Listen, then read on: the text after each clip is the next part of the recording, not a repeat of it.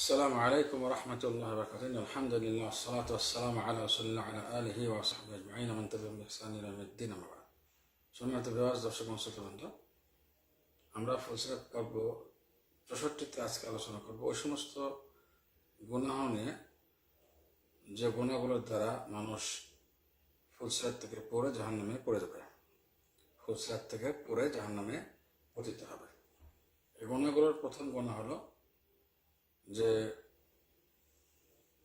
হারাম বিষয়সমূহ, ইন্টারেস্টিং হারাম বিষয়গুলো, যেগুলো আমরা মন পূজা বলে থাকি, নাফস পূজা বলে থাকি, এমন ধরনের কাজ, এর দ্বারাও মানুষ ফুলসিরাত থেকে পড়ে জাহান্নামে পতিত হবে। এই বিষয়টি কখনো কখনো বাহ্যিক বিষয় হয়, যেটা অনুভব করা যায়, যেমন পেটের চাহিদা ইত্যাদি, অথবা যৌন চাহিদা, এইগুলো।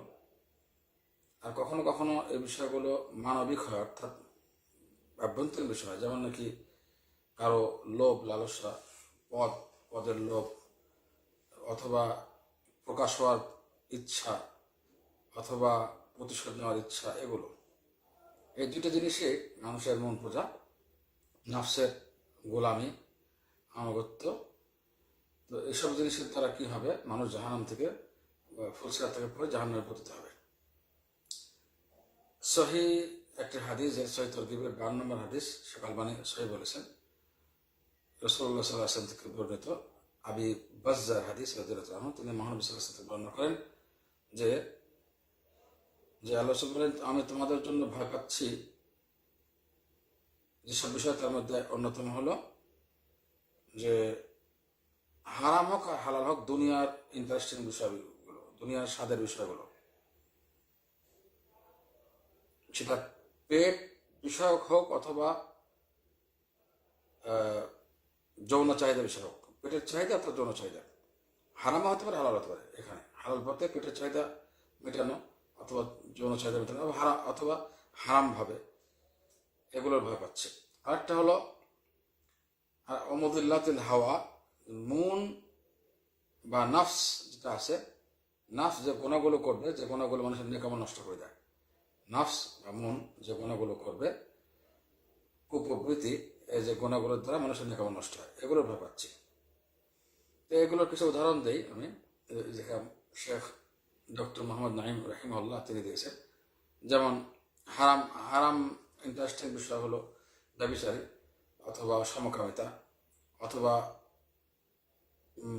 নেশাখোরি বা নেশা পান করা, অথবা অবৈধভাবে কোনো মহিলার দিকে দৃষ্টি করা, অথবা গান বাজনা শোনা, হারাম গান বাজনা যেগুলো আছে, অথবা হারাম মাল সম্পত্তি অর্জন করা, অথবা মানুষের ইজ্জত সম্মানে আঘাত করা, বিভৎসাঘাত করার জন্য ইত্যাদি। এইসব বিষয়গুলোতে মানুষ ইন্টারেস্ট পায়। কোনো সালফে সালেহীনদের কেউ বলেছেন এগুলো হালুয়ার মতো, মানুষ করতে এত ইন্টারেস্ট পায় যে হালুয়া রুটি যেমন স্বাদ, তেমন স্বাদ পায়। হাওলার কথা দেবেন না। তো আরও যেগুলো বিষয় শরীয়তে নিষেধ করেছে, ইসলামে মানা করা হয়েছে, এই বিষয়গুলো সবগুলো এখানে আসবে। এগুলোর দ্বারা মানুষ কি হবে, জাহান্নামে পড়ে যাবে, ফুলসিরাত থেকে পড়ে জাহান্নামে নিক্ষিপ্ত পতিত হবে। যদিও কখনো কোনো স্পিড ভালো হবে নেকামলের দ্বারা, যেটা আমরা আগে বলেছি গতকালকে পর্বে, যে সালাত আছে, সালাত আদায় করতো তারা, সিয়াম করতো, যাকাত দিত, হজ করতো, তবুও তারা জাহান্নামে পতিত হয়েছে এই সমস্ত কারণে। ইবনে হাজার আসকালী রাহিমাহুল্লাহ উল্লেখ করেছেন যে কাজী আবু বকর আল আরবি, তিনি বলেন,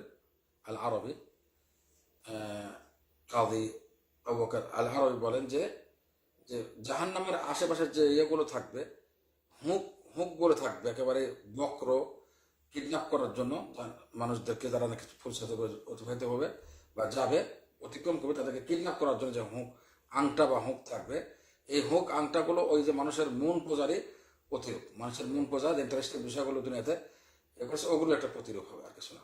এগুলোই এদেরকে কিডন্যাপ করে নিয়ে যাবে। যে জন্য আল্লাহ হাদিসে বলছেন, হফাতে নার বিশাওয়াত, দুজকটা হলো মানুষের ইন্টারেস্টিং বিষয় দিয়ে ভরপূর্ণ। দুনিয়া যে ইন্টারেস্টিং বিষয়গুলো করছে হারাম পথে, সেগুলোই দুজক, আগুনে ওগুলোর কারণে আগুনে যেতে হচ্ছে, ওগুলোই আগুনে পরিপূর্ণ থাকবে। এই হলো ঘটনা। এটাকে যদি আমরা আরও ব্যাখ্যা করবে ইবনে ইবনে রজব রহিমাল্লাহ হাম্বলি রহিমাল্লাহ একটা কথা বলেছেন যে দুনিয়ার রাস্তা যে অটল থাকলো, দুনিয়ার রাস্তা যে অটল থাকবে বাহ্যিকভাবে এবং অভ্যন্তরীণভাবে, বাহ্যিক এবং অভ্যন্তরীণভাবে দুনিয়ার রাস্তার উপর সিরাত মুস্তাকিম হয়, অর্থাৎ তার সরল-সঠিক পন্থা হয়, তাহলে আখিরাতের রাস্তাও তার সরল-সঠিক পূর্ণপন্থা হবে। এই হলো ঘটনা। দুনিয়ার রাস্তা যদি সরল-সঠিক পূর্ণপন্থা না হয়, আখিরাতেরটা সরল-সঠিক পূর্ণপন্থা হবে না, অর্থাৎ সহজ রাস্তা হবে না, আখিরাতে গিয়েও ফুলসিরাত সহজ হবে না তার জন্য। আর একটি হাদিস, আবু হুরায়রা রাদিয়াল্লাহু তাআলা হাদিস, এটা এই হাদিসটিও